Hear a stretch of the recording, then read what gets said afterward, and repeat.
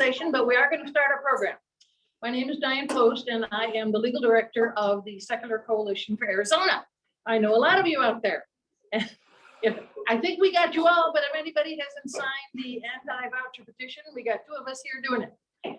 So I'm going to introduce Bob, and then I'll shut up and sit down. Robert McWhirter is a nationally and internationally known speaker and author on trial advocacy, immigration law, and the history of the Bill of Rights. He is a frequent guest on Arizona Horizon and KJAZ as a constitutional expert and historian. Bob is a certified specialist in criminal law with the State Bar of Arizona. He has published an impressive number of books and articles and has extensive experience working in Latin America on justice reform. Bob has been named a Southwest super lawyer and is the recipient of distinguished alumni awards from Sandra Day O'Connor College of Law and the Barrett Honors College, the Frank X. Gordon Award for Excellence in the Practice of Law, and the St. Thomas More Award. He's been a president of the Arizona Attorneys for Criminal Justice and the supervising criminal attorney at the ASU Alumni Law Group, a teaching law firm serving underserved clients.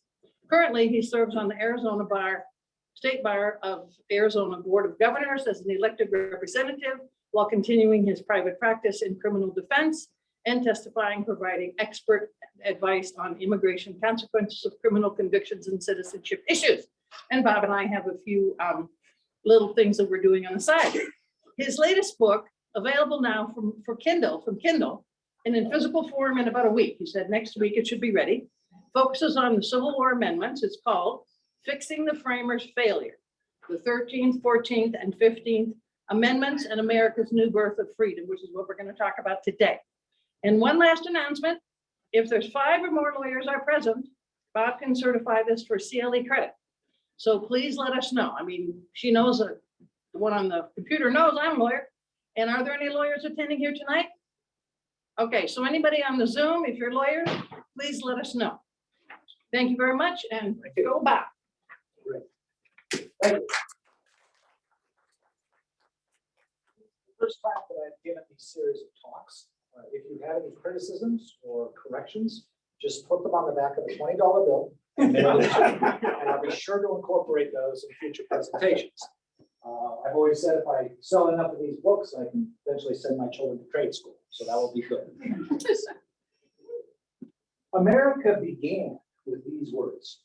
We hold these truths to be self-evident, that all men are created equal. In 1789, all men created equal manifests itself in a constitution that we, the people, adopt. Now, that's not we, the states, not we, the white male Protestants, not even we, the citizens. It's we, the people. Those words were chosen with purpose. We hold these truths to be self-evident that all men are created equal. Basically, our country was founded. The Declaration of Independence founded us on equality rather than ethnicity, liberty rather than race. The United States is founded on a creed, not a common heritage, ethnicity, or ruling political religious elite. That's what makes this country so unique in many ways. Our national identity is not defined in religious or ethnic terms. And if you look at most countries across the world, that makes us distinct. The original Constitution was a masterful compromise creating a representative democracy, fulfilling the aspiration that we could govern ourselves. Its tenuous balance created a country from parochial states. But the framers failed. What they failed to do was live up to their own words. So although the Constitution embodies created equal in the people, as I just stated, they failed to live up to their own words. And that therein is the legacy that we deal with yet today. The framers failed to resolve the conflict between freedom and slavery. Thomas Jefferson and James Madison were the champions of universal rights. From their Monticello and Montpelier estates, they looked over their vast plantations. And did they recognize the hypocrisy that they lived on the backs of enslaved people? Their legacy is not just our version or vision of a democratic republic, but also America's original birth defects of slavery, racism, and genocide. The framers knew that the Constitution and America had to grow into herself. Now, it takes nothing away from the genius of the framers to recognize these facts. From 1865 to 1870, three Civil War Reconstruction amendments helped America grow into herself: the 13th, 14th, and 15th Amendments. This talk, of course, is the introduction of this series that we're doing, and this lays the groundwork for the subsequent talks. But first, America had to fight a war. The war started in 1690. And that war was slavery. Now, what is war? War is an intense armed conflict between states, government societies, or paramilitary groups. Extreme violence, aggression, destruction, and death in regular or irregular military forces are characteristics. John Locke, who of course is the foundation of American political philosophy. Thomas Jefferson read John Locke. We all read John Locke. Okay, this is to understand how America works. You got to start with John Locke, right? His statement on this is slavery is nothing else but the state of war continued between the conqueror and the captive. Now, slavery has existed longer than civilization. This one. Well, not that far, but further than you were. You're just getting out of the rain. As war's motivation and byproduct. Slaves were spoiled and paid the cost for war. So, of course, you know, Spartacus. Okay. I am Spartacus. You gotta love that, right? So the word slave actually comes from Old French, medieval Latin for Slavic. That's because the Vikings used to capture people down the Volga and take them down to Constantinople, Slavic peoples, Polish people, and turn them into slavery. And so the word slave actually comes from Slavic. Paramilitary slave patrols, kidnapping, coercive violence, rape, murder were central to American slavery. And my point is, how does that not fit the definition of war? The added feature of American slavery, of course, is racism. It was war against a specific people. That makes kind of American slavery a bit unique in world history. Thomas Jefferson notes in the state that in memory they are equal to the whites, in reason much inferior, as I think one could scarcely be found capable of tracing and comprehending the investigations of Euclid, and in imagination they are dull, tasteless, and amorphous. To which Neil deGrasse Tyson can say, Jefferson sucks. Look, that's just clearly wrong. This is a person who is, Thomas Jefferson, brilliant, incisive, able to, probably the best mind, one of the best minds of the generation, who couldn't even cut through the basic truths because of his own orientation and prejudice. Now, American slavery began, as did all slavery in the Atlantic Basin, with Africans warring upon one another for humans to sell to Europeans. Now, William Blake is a great commentator, political commentator in his work and his engravings. This is Europe supported by African America, right? A seemingly harmonious trio. But if you look at the summaries, what do you see? African America has slave bandits and are firmly in Europe's grasp. War can be very popular as Europe has a string of pearls. The slave law exemplified capitalism, unfettered by morality. It was the cornerstone of American prosperity, as it was English prosperity. And you look closely at Blake's picture, it shows all of that. Grasping Africa, hand draped around coercively around America. The triangle trade. Guns, rum, iron goods go to the Atlantic coast, slaves come across, they produce molasses, which goes up to Boston, converted into rum, and it goes back down. The entire basis of the Fourth Amendment, some of you heard that talk, was basically molasses, contraband molasses. The price of a soul in 1764, 12 pounds or 110 gallons of rum would buy you a human being. That is equal to about 2,963, about 3,000 bucks and $2,004. For $3,000, you could buy a human being, which you would sell for substantially more than that to turn the profit. One season was all you needed from the human being in order to cut a profit. The stage play, 1776. Edward Rutledge has a great song in that.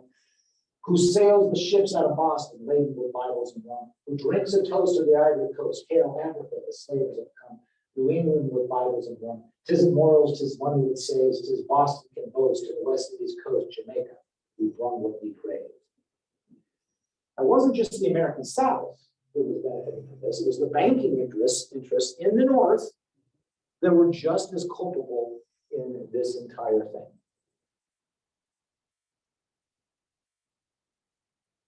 From 1619, when the first slaves arrived in Virginia, Americans were people at war. Virginia had the most slaves and developed the first legal structures of the slavery war in the colonial period.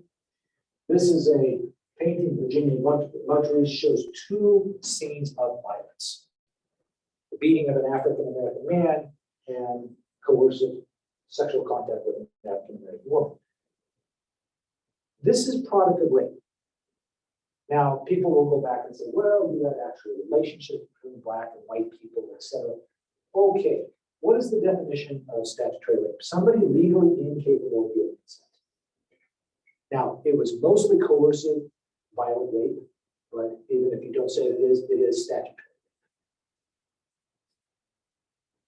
Rape, war, sexual slavery. The average black person in America is 1/4 white, genetically speaking. This doesn't even account for the huge portions of black people who, of course, passed and left identification with the black community. So what do you have with war? Conquered slaves. They could not testify, had no standing in court, they were raped, assaulted or killed with impunity, disarmed, owners subsidized for destroyed runaways. They could not keep livestock in order to advance their own economic advancement. Virginia punished any white person who helped the slave escape. And of course, no abolitionist could serve on a jury in Virginia. And this goes all the way through and was adopted by other southern states. The war against black people has gone on with impunity for 300 years before the Civil War began on April 12, 1861, which only expanded the hostilities among them. So, what is the point? What was the foundation of all this? What were some of the things that were argued about?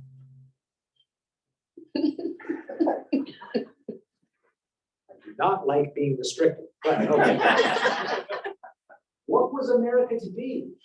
Were we going to be a republic or an aristocracy? See, this was the debate. We always take for granted today, oh, the founding fathers, always fathers, right? The founding fathers wanted us to be a democracy, a democratic republic, right? No, a lot of the founding fathers had no intention of us being a democracy. The Southern delegates wanted and intended an aristocracy. The fact that one side won out, the Republicans won out, historical Republicans, not today's Republicans, the Republicans won out, was crucial to the founding. That's the foundation that allowed us to grow into ourselves. Just I'll give you a point. Who here has a right to vote? Well, would all women please put your hands down? All what? Women. Would all black people please put your hands down? Would all Roman Catholics please put your hand down unless you live in Maryland? Would all Jewish persons please put your hands down? Okay, my hand should have been down a little bit. Okay, if you notice, there are about 3 people left who still have the right to vote. Okay, that's who had the right to vote in the early republic. But at least we had a start. Okay, and it got us started with that. Now, slavery is a threat to the republic. John Adams. All our misfortunes arrived from the single source, the reluctance of the southern colonies to Republican government. James Madison. In proportion as slavery prevails in a state, the government, however democratic in name, must be aristocratic in fact. The inexorable result of a high density of slaves was the concentration of ruling power in the minority. With slavery, republicanism is fallacious. Now, people like Madison are really interesting. Madison and Jefferson, James Mason, they were aristocrats, but they believed in republicanism. At least this is the like white people, okay? So that's what helped drive, of course, the Virginians kind of carried the rest of the South along that allowed this whole thing to come together. At the original Constitutional Convention, James Madison noted,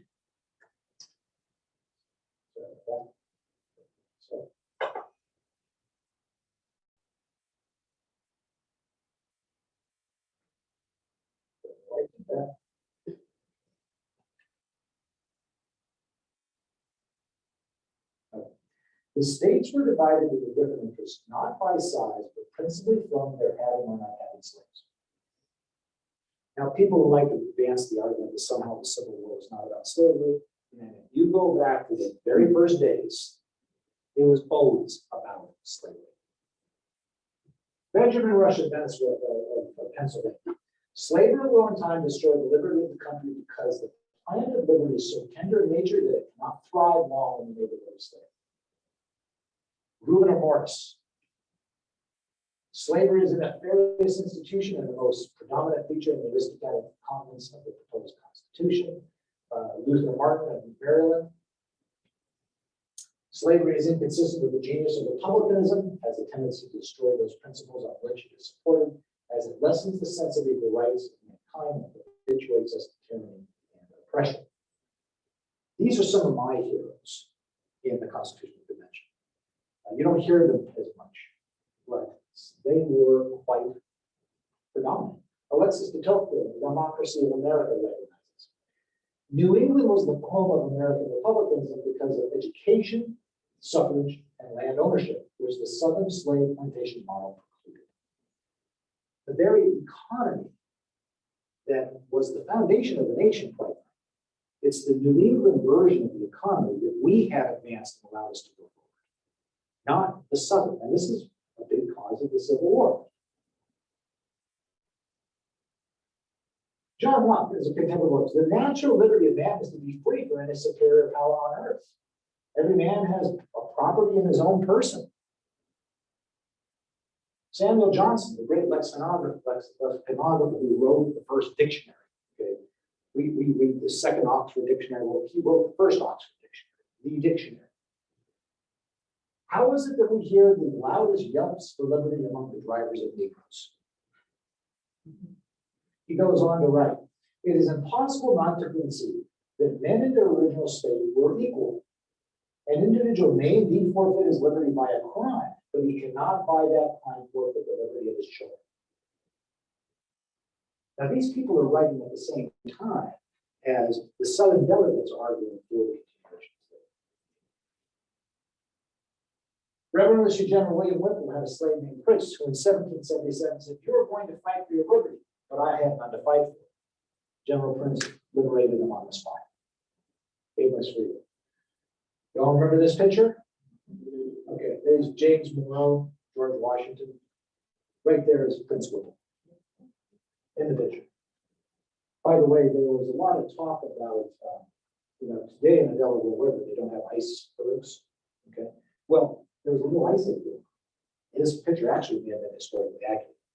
And I can guarantee you that George Washington was not standing up like that. It was colder than hell. And he was down, huddled up like everybody else. And that doesn't take away the brilliance of what happened that night, his generalship in winning that battle. But I doubt he was standing like that. Okay, anyway, on with it. The voices for aristocracy were the Southern delegates, jealously protecting their interests, mostly from South Carolina. John Rutledge of South Carolina. Religion and humanity have nothing to do with this question. Interest alone is the governing principle of nations. In 1787, American slaves were more valuable than any other property except for this. Now, South Carolina comes in. At this point, it was the most slave-dense states, having taken over from Virginia in that role. By 1720, the South Carolina slaves outnumbered whites 2-1 in the low country where large plantations predominated. 43% of its population was bound in bondage. It had 1/2 of all the slaves in America. Now, other states feared the South Carolina journey would align itself with foreign powers, including Great Britain. So they made deals to keep them in. The North Act, I must leave it to you. I will vote for no measure against your judgments on slavery. Emancipationists consoled themselves in the mistaken belief that slavery would end on its own. So overall, it's a terrible economic system, on top of everything else, which was a key argument among the early Republicans. The new nation, as it expanded, cannot suffer slavery as an economic foundation. Don't forget, Abraham Lincoln signed the first bills for the Transcontinental Railroad. They were always economically minded. Now, slavery was, by the way, South Carolina was the only colony founded as a slave colony. The others were not. Slavers from Barbados founded the colony, making it distinct from colonies such as Virginia. 9 South Carolina parishes are named for the ones in Barbados. The Barbados Slave Code of 1661 was the basis of South Carolina Slave Code of 1696. Charles Cotsworth Pinckney at the South Carolina Ratifying Convention, I denounced any Bill of Rights declaring all men are by nature born free. Kind of like he didn't get the memo. John Adams, South Carolina's colonial constitution was oligarchical, which created at once 3 orders of nobility. The common people of South Carolina had no chance to ratify its first 3 constitutions in 1776, 1778, and 1790. All power is originally vested in the people, and all 3 governments are founded on that authority, according to the South Carolina Constitution. But the General Assembly member had to be a member of the General Assembly, the old Lower House, you had to have 500 acres or 10 slaves. And to be a senator in South Carolina, you had to own 1,000 acres or 20 slaves. So much all power being invested in the people in South Carolina. Now, from the Pinckneys and colonial times to John C. Calhoun and pre-Civil War years, South Carolina sons always for the life to advancing slavery. Okay. Roger Taney, John C. Calhoun, the African race in the United States, even when free, are a great class and exercising their influence. The privilege they're allowed to enjoy are according to a matter of kindness and benevolence. Right. They're fighting against the very point of America. Is he the one that became Supreme Court justice? Yes, the same Roger Taney. Want to guess how Dred Scott came out that way? Have we had kind of a certain issue with Supreme Court justices voting exactly like they would recently? Okay, there you go. Okay, Dred Scott versus Sanders, right there, 1856. Taney sucks. John C. Calhoun argued that the peculiar institution was a positive good, not just a necessary evil. The original founders argued about Patrick Henry. Oh, it's a necessary evil. I don't like this. Blah, blah, blah. By the time their grandsons are in power, they've left that behind and arguing these silly notions. This is a positive good. Everybody loves this. Any guess and surprise that the Civil War starts in South Carolina when the South Carolina militia fires on Fort Sumter, April 12, 1861. That's where the war starts. And that was the war's purpose. Now, on this question of aristocracy and republic, you have Abraham Lincoln with these great debates with Stephen Douglas. It is the eternal struggle between these 2 principles, right and wrong, throughout the world. They are the 2 principles that have stood face to face from the beginning of time and will ever continue to struggle. One is the common right of humanity, and the other divine right of kings. It is the same principle in whatever shape it develops itself. It is the same spirit that says, you work and toil and earn bread, and I'll eat it.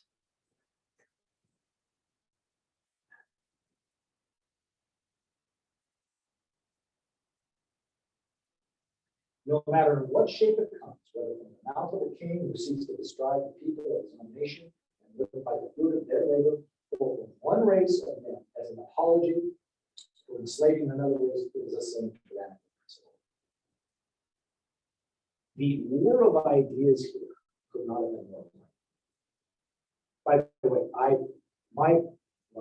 think that Abraham Lincoln is the best writer of the generation. I love to steal his, I borrow his work wherever he can. Juxtaposed to this is actually Abraham Lincoln's personal friend, Alexander Stephens, vice president of the Confederacy, in the Cornerstone speech. Our peculiar institution corrected Jefferson's erroneous statement in the Declaration of Independence that all men are created equal. Our new government is founded upon exactly the opposite idea. Its foundations are laid, its cornerstone rests upon the great truth that the Negro is not equal to the white man, that slavery, subordination is the superior power to the superior race, is his natural and normal condition. Totally contrary to any thought about natural rights. The great American euphemism. In the early 1800s, the actual word slavery was kind of improper. It was impolite. You didn't say slave in certain polite company. The modern peculiar, when we say something's peculiar, we use it as a synonym for strange. That's peculiar, right? Well, it also means personal or particular oneself. I have a peculiar interest in this. Okay, you'll hear it that way too, right? Peculiar as in our institution. Now, peculiar is from the Latin pecu, the cattle, which was a common form of barter before you had money, you had cattle, right? You traded cows. That's where we get our word pecuniary and pecunious. Peculate is to embezzle. You go to lunch and you say, I find myself impecunious today. Somebody else has to pay the bill, okay? Peculiar pertaining to one's own things, literally one's own cattle. Sometimes you go back to the very words. It tells more about what people are really saying than the words would otherwise let you see. So when they say peculiar institution, it's their economic institutions. It's their belief in it and that they are owning people. So when they refer to the peculiar institution, they're talking about something that is true. Both cattle and chattel derive from the Latin capitale, that's capital. Hence, chattel slavery, people are cattle for their peculiar as in pecuniary worth.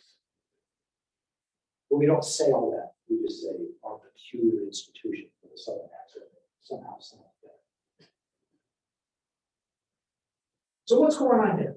As the South is advancing its idea of an aristocratic notion, despite the fact that the Constitution won on that issue for democracy, for republicanism, there's a sea change in humanity. This is the anti-slavery society in Britain in 1840. The empires of England, France, and Germany. Now, they were colonial and exploited. There's no question about that. But they recognized that slavery was incompatible with the fundamental enlightenment premise that all people have rights. This is again William Blake. Negro alive at the gallows, the Anti-Slavery Convention. The growth of a broader public awareness in Europe starts to come in, and these governments outlaw slavery. Only one region of the European industrialized tradition remained obstinate in its perpetuation of slavery, and of course is the American South, which becomes the Confederacy. Now, the Confederacy maintains its war of slavery despite the sea change of humanity. Maintaining this war isolates the South from European culture. The British Parliament in 1807 has the Abolition Act. British 1833 Slavery Abolition Act kind of abolishes slavery throughout the entire British domains worldwide. And they use the British Navy to enforce it, which was pretty significant. It was the most powerful Navy in the world. That's how the slave trade really ends. It wasn't what was going on in America, because after 1806, there started the outlawing the importation of slaves. But it was really the British who meant that they shut this thing down. Okay? France had a similar process where abolishing slavery, finally outlawing it for good. That's colonization. Now, the American South produced 2/3 of the world's cotton. Although British and French industry imported vast amounts of its cotton, the South's adherence to slavery meant those countries would not intervene on its behalf even against their own short-term interests. France and Britain had every interest to support the Confederacy economically, their interest economically, but they did not do so. 7 years after the Constitution War, the slave war expanded. We turned against one another over what created and the people meant. Young men went to war for many reasons. But whatever gloss the South gave soldiers and citizens to ennoble the cause, the Confederacy existed to perpetuate slavery. One can argue the North did not originally go to war over slavery, but the South certainly did. Any mythology that somehow the Civil War is not about slavery fails to address one irrefutable fact. Before the Civil War, slavery was legal. In the majority of states, even northern states, throughout the United States. After the Civil War and the passage of the 13th Amendment, it was illegal. Imperfect, to be sure, but it was illegal on at least in law and paper. Lincoln, in his first inaugural, one section of our country believes slavery was right, not to be extended, while the other believes it is wrong, not to be extended. This is the only substantial dispute. The people marching into this war knew very clearly it was the only substantial dispute between the countries. Now, the Civil War caused more American deaths than all our other wars combined. Take everybody who died in World War II, Korea, Vietnam, World War I, Mexican-American War, the Spanish-American War, add them all up, the Revolutionary War, 1812. More people, Americans died in the Civil War. The death tally kind of goes up and they shoot each other. In economic loss and relative terms, it dwarfed all other American wars as well. The Civil War changed us, this country, forever. And by the way, one side won and the other side lost. This is the 1861 U.S. Coastal Survey map from the 1860 census. My guess is that some abolitionists got in there and produced and used these numbers to show the reality. The slave aristocracy led the South to war, not in the interest of both Southerners. The dark areas where slavery is concentrated, down in Mississippi, over in South Carolina, and the coast, a few other patches. Most of the South had no real economic interest in slavery. Now, right here, you have those areas.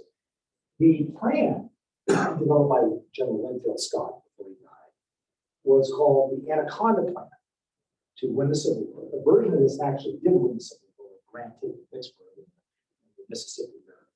The strategy was to end the slave war by cutting off the revenue of the slave aristocracy. So you blockade the slave areas here in South Carolina, and you right up the Mississippi and cut the Confederacy in two by sweeping around. That's what happened. And it was based on where was the slave density and separating those from the rest of the Confederacy. So why did the slave South lose the Civil War? They say they won. I think I told you already, one side won and one side did not.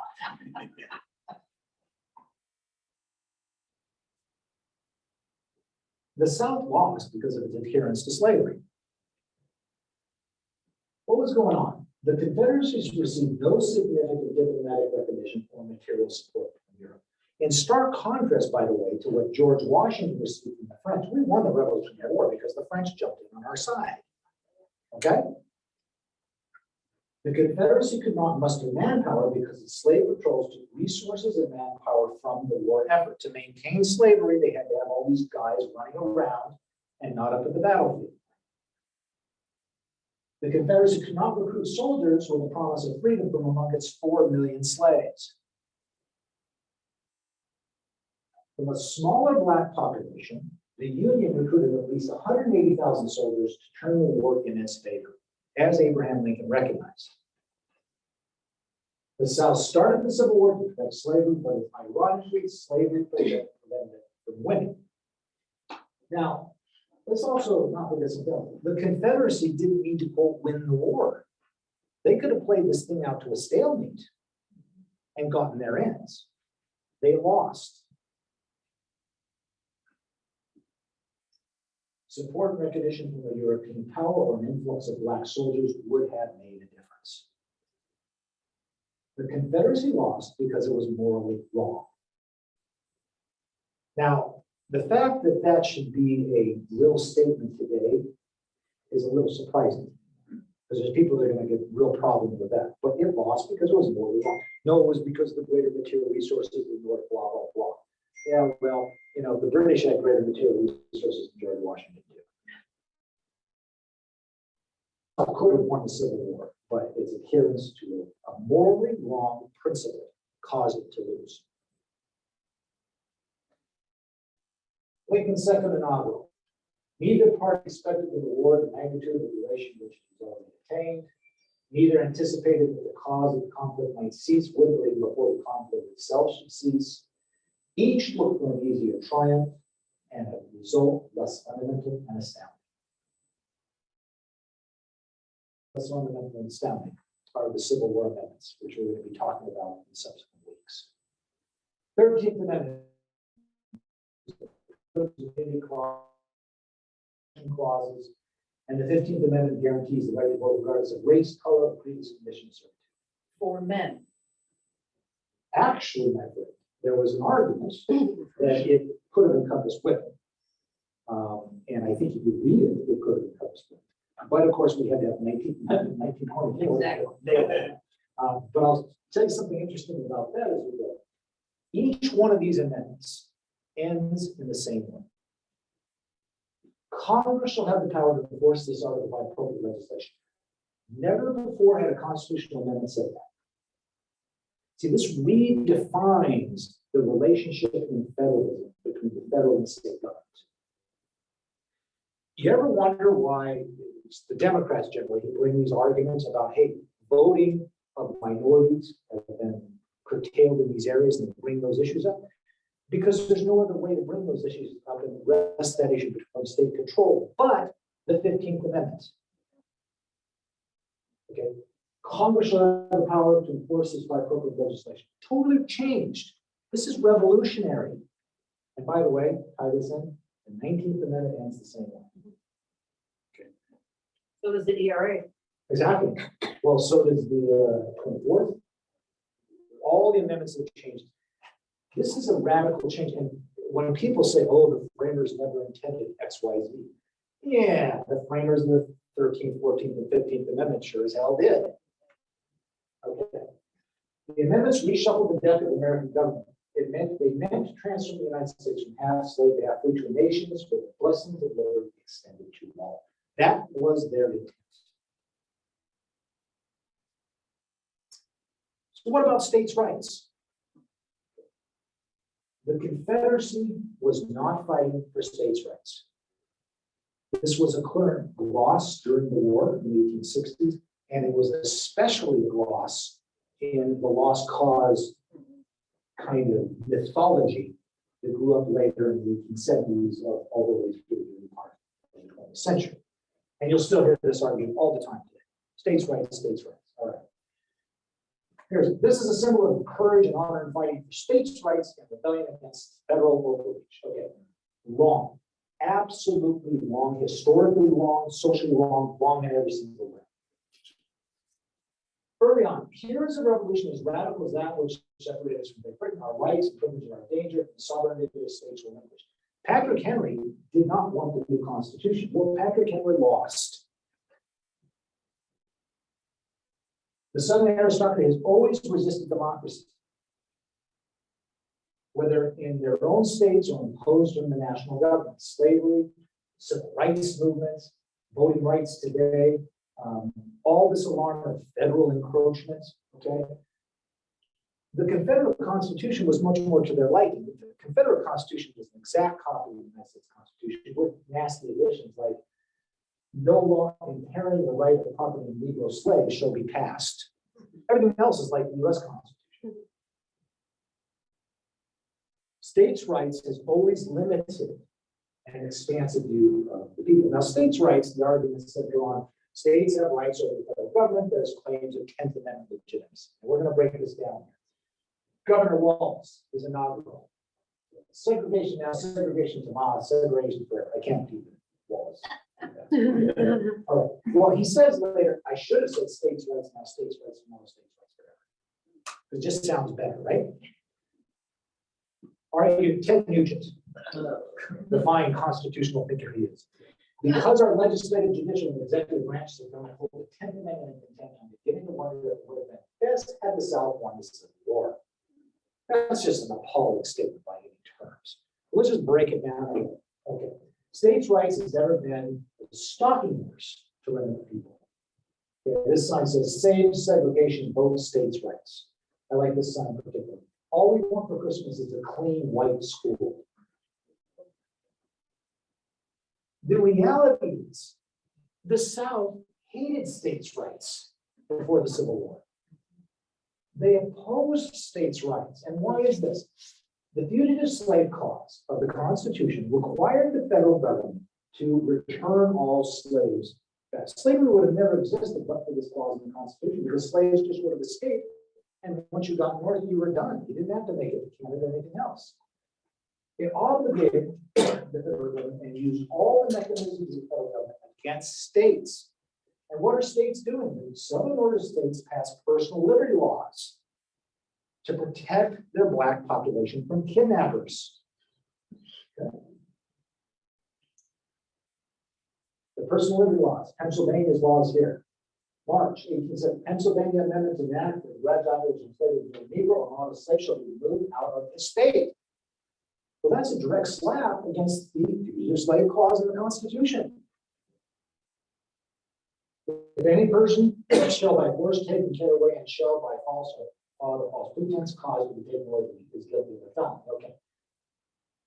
Now, after 1808, the importation of slaves became legally impossible, enforced, of course, by the British Navy. After that, the value of slaves becomes much higher. So, to meet the demand, slave catchers go north and kidnap Black people. Some of whom were former slaves and escaped slaves, but many were not. Okay, 12 Years a Slave, Solomon Northrop's, which was fairly recently made into a movie. They kidnapped this man and he was held in bondage for 12 years. What the fact is, the Southern slave power blocked states' rights for northern states before the Civil War. They hated states' rights. John C. Calhoun, okay? The South used the Northern Personal Liberty Laws as a refusal to uphold the Fugitive Slave Act, as a violation of the federal compact. The new personal liberty laws render slave class to the end of the insecure. They are a flagrant violation of the spirit of the U.S. Constitution. This man is not arguing states' rights. He's arguing for federal power over the rights of states. The South hated states' rights until they decided to spin it as a gloss later on. Okay, Pritt versus Pennsylvania held the personal liberty laws to be unconstitutional.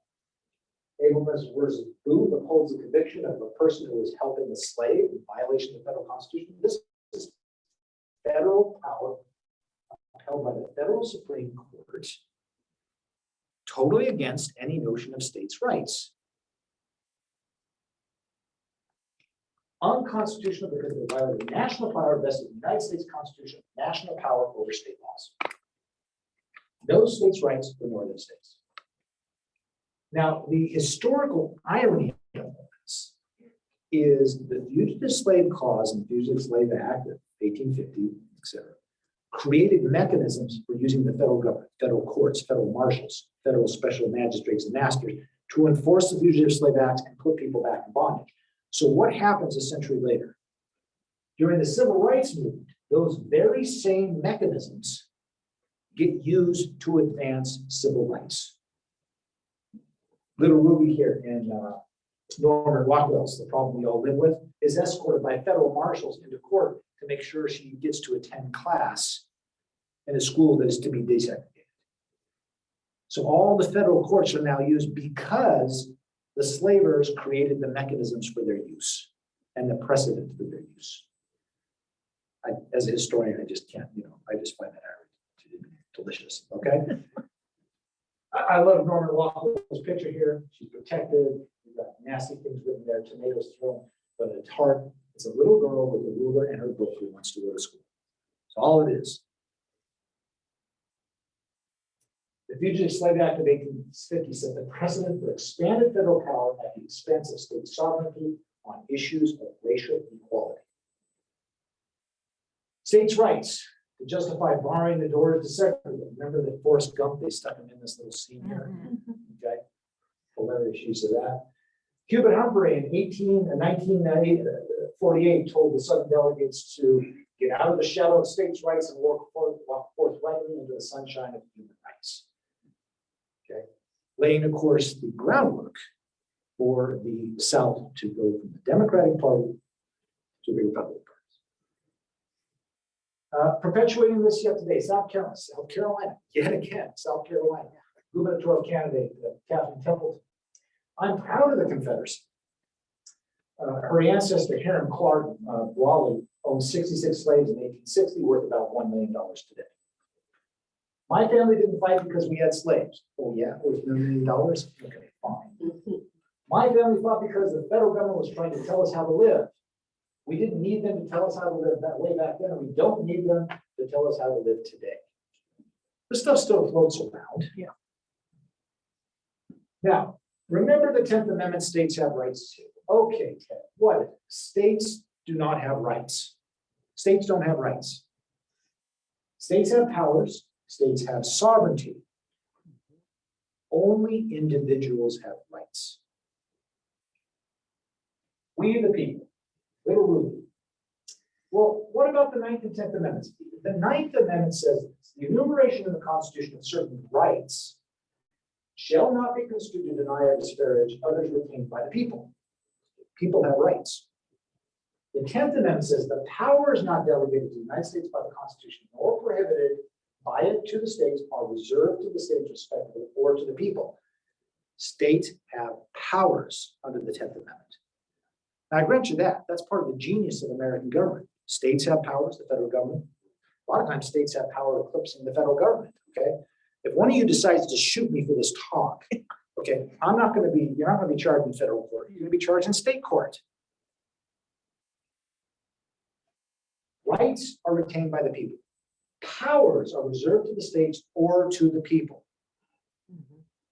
Okay, what the 9th and 10th Amendments really do advance is a radical idea, which is individual rights are universal. States don't have rights, only people have rights, and I'm sorry, Ted, you're just wrong. Okay, you're not only wrong about this issue of state rights, you haven't even read the 10th Amendment. That's the foundation of your argument for it. Because the 10th Amendment don't say what it says it says. Okay? And I feel like quoting from Princess Bride. I don't think that word means what you think it does. The Articles of Confederation, let's go back to that. Okay. We the people created the Constitution, not we the states. All right. The Articles of Confederation were created by the states. Wherein to whom the delegates of the states to the Confederation, etc. Right? The Constitution was created by we the people. Now, this gets perpetuated yet today. Oh, the states created the federal government. Wrong. The Articles of Confederation were a complete and utter disaster of government. Everybody knew it, and we would have never attained anything if we kept them or anything like them. So they created a new system where we, the people, directly have a relationship with the federal government and our Constitution, not because we're citizens of the state of Arizona, but because we are the people. The people created the Constitution, not the states. By the way, I'll just give you one example. Mark Brnovich was fond of saying, oh yes, the states created the federal government. That's just utterly absurd. Most everything Mark Brnovich says is. But I didn't want to get too political here, Diane, okay? I'm just talking about the constitutional foundation. I have no other agenda than that. Okay, leave that aside.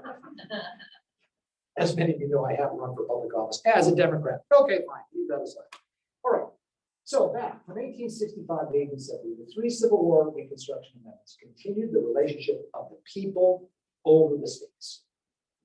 Because the Confederacy lost, we have the 13th, 14th, 15th Amendments to help fix the framers' original framers' failure. Universal freedom is now our national aspiration and ideal. Freedom is America. People always want to say, what's America? Freedom. What does that mean? Most people think, wow, whoopie you, I can go to Walmart at 12 at night. I mean, that, okay, freedom, right? This is what we're talking about when we talk about freedom. This is a 1942 war poster. The world cannot exist half slave and half free, fight for freedom. Now, it's taking Abraham Lincoln's words from the House Divided speech, okay? But it's showing that to exclude one group is the foundation of totalitarianism. That is fundamentally un-American. But even after the Civil War and the Reconstruction Amendments, there remain two Americans. One is dedicated to the proposition that all people are created equal, and another does not. One is an expansive view of America as a big country of universal rights with an inclusive constitution. The other is a limited view of America and her citizens, where boundaries are strict and some people are inferior. This is continually in tension throughout American history. How is it that throughout our history we have both risen to the ideal that all people are created equal, and at the same time, and yet, failed to meet its aspiration? So now we're at the point of this whole course. That's why this is just the introductory talk. To show, despite the framers' failure, they had a vision greater than themselves. An ever-expanding vision of we the people. They could not attain it in their day.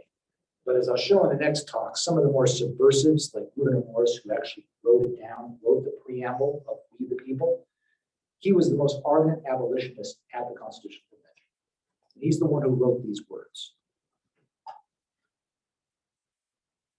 The 13th, 14th, and 15th Amendments laid the foundation to fix the original framers' failure. We the people includes all of us. And that's what the point of these amendments were, and that's what we'll explore in the rest of this course. So,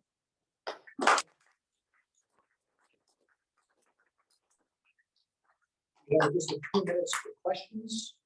And by the way, we have a nice group in here, but I think, what do we have, like 53 online? Something like that? I think so. Good, that's a great showing. Yeah, In the section in the Constitution where they counted slaves as 3/5 of a man, was that to allow the South to have more representation in the House of Representatives? actually, it was allowing them to have less. The South. Oh, they didn't count the 3/5 as real people then. Well, no, see, the Southern delegates would have been happy to count them as a full person, because that would have given even more Ah, representation. See, They had no intention of giving any political civil rights to any folks. And it was actually the compromise that the North extracted from them to only count as 3/5 of a person. Ah. It's notorious because it's so insulting. I would maintain that that was not the worst part for the issues we advanced. The worst part was the fugitive slave laws. yeah, But the one that gets the most notoriety is the 3/5 clause, because it is so anathema to all people are created equal. Yeah. Okay? So that's it. But the Southern delegates would have wanted everybody counted as a full person. Okay, that's the tricky part of that. By the way, if anybody's online, can send a question or anything. I don't know if you have a mechanism for that. Yeah, sure. What is your reaction to the various states that are pushing for a new constitutional convention? Horrible. yeah, worst thing would be Scary. They need 3 or 4 more states to make it happen. Well, first of all, that's all a big show for most of them. They need 3 or 4 more states. There's also, it's really uncharted territory. There's only been one amendment to the Constitution that was not done through the normal mechanism, which is, there's actually 3 ways to amend the Constitution, not just 2, but 3. And it's all in Article 5 of the Constitution. There was one amendment that was done by conventions in states, and that was the 21st Amendment, which overturned prohibition, which was the 18th Amendment. And the reason why is you couldn't get the anti-prohibition through all the dry state legislatures. So Roosevelt and his kind of gang created that other process and use that other process. There's another way where Congress can vote for conventions to happen too. So there's actually 3 ways in the Constitution, not just 2. But that's a frightening thought because what are they going to come up with? Now, I would be surprised that even if they got that together, I don't think they are so diverse in their interests that I don't think they could come out with anything workable that the rest of the country would ever want to ratify. Yeah. So, although it's something, the thought of it I find frightening and worrisome, I'm not sure practically it's very likely. Because even if they could get all the states to do it, these people can't agree on Anything. anything. Yeah. They can't Which is agree on- good. But these guys can't agree on the color of an orange. So, so how are they going to actually do that? Now, they all have odd notions of things. And a lot of what I do. The framers never intended X. Well, yeah, but what about the framers in 1865? I mean, to put it in simple terms, the framers of the Constitution never intended women to vote. They don't matter. The framers of the 19th Amendment are all that matters on that issue. Okay, well, they like certain things of federalism. Okay? Everybody likes roads. Everybody likes the Seventh Fleet out in the oceans, protecting America. All that goes away if you don't have national cohesion. So, yeah. There is a question from Alan on our Zoom audience. Yes. Can you clarify the distinctions between rights and powers? Okay. If you go back to a basic lock-in notion, individuals have rights, and that defines certain, Thomas Jefferson said, inalienable rights. You cannot take them from the individual. There's the entire government structure is designed to diffuse powers that states have, through federalism and through separation of powers. Federalism is the relationship of power between federal powers and state powers, and the separation of powers both within the states and also within the federal government between 3 branches, to diffuse power, to always give the individual rights, to expand rights, to protect rights. So rights are what belongs to the person, inalienable, as you're just for being a human being. Powers are what states exercise, coercive power, the power to try people, to put them in prison, the power to conduct war, the power to police. Now, these are necessary powers. Okay, the rule, you can't have individual rights without the rule of law. Power is necessary to implement the rule of law, but the restrictions are always centered on protecting the idea of the notion of the rights of a human being. So individuals have those rights. States don't have rights. The federal government doesn't have rights. They do have powers, and we need them to have powers, but always with the idea of protecting this thing. I mean, I'll go a step further on this. The amazing thing about Roe versus Wade and Dobbs is, in reality, Roe versus Wade is not about abortion. It's about the individual's rights confronting the power of the state. What I find tragic about Dobbs, leaving aside the question of reproductive freedom, is Alito and that court's redefining power to say the state now has power over you, an individual that most men, most people would find appalling. If you were to say the state now has an interest in men getting vasectomies and can tell you to do so, that's appalling. That is an appalling idea. This isn't China, okay, which forces people to have abortions, right? So what I find more worrisome is this redefining. So despite the fact that Roe versus Wade is the controversy in question, the issue is a relationship of the state with the individual. The state's power versus the individual rights. So I hope I'm answering that well enough for the question. I think you got it. Thank you. Yeah, good. Yes, ma'am. Did you read in Free Thought, there was a letter to the editors from somebody in Arizona comparing property rights, your right to sell your house or your property or anything else, versus the fact that a woman cannot control her body at all. Therefore, it's better to be able to sell your house than to manage your body. It's an excellent statement from somebody in Arizona. If I understand what you're saying, somebody who's talking about you have expansive property rights, but not expansive Property rights individual. a person can do, Right. a woman can do. whoever, but she cannot have any say on her body. Okay. I'm not sure that's a question, that's a, No, but I draw your attention to it. good, okay. Great. Other, yes, yes, sir, and then, I'm assuming that the content of this would be illegal if taught in a high school in the South. oh, yes. And for there, you have to go to the United Daughters of the Confederacy, Yeah. who did incredible damage. Forget the statues they put up all over the place. That's the small part. You go back to, get online, some of these textbooks. Yeah. Georgian history, the history of Georgia and all this kind of stuff. The damage they did there was far greater than the statue they put up. Because they were purposely, the war of northern aggression.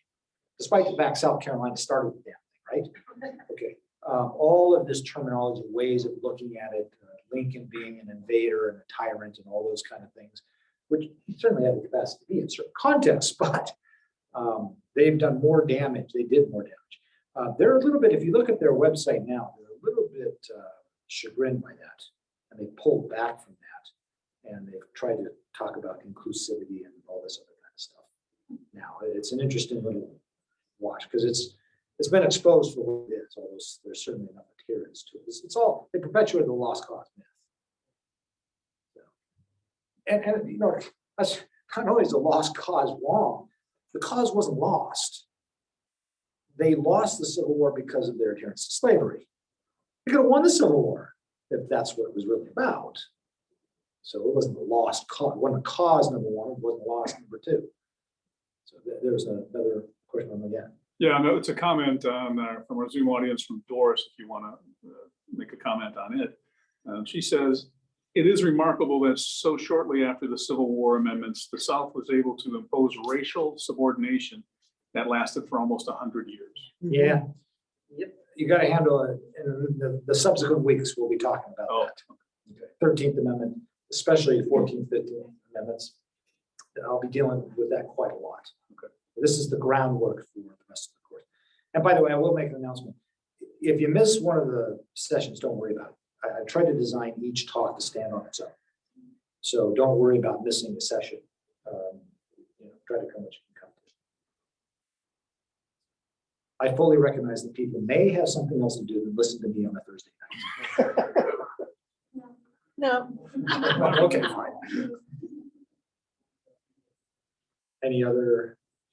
Was the Supreme Court that you were talking about with the Taney? Taney. Is he the same one who was involved in the Armistead? No. That was still part of the Marshall Court. Okay. And that opinion was written by Justice Story, who didn't believe in slavery. And the Armistead decision is very interesting. I talked a little bit about that in the future talks as well. Okay. What is interesting about Armistead is that because of a serious decision in England, slavery is not natural. Yeah.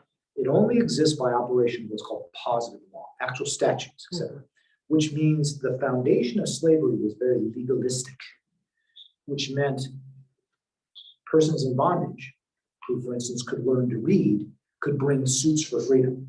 Yeah. And there were thousands of suits for freedom that were ably argued by many persons in bondage throughout.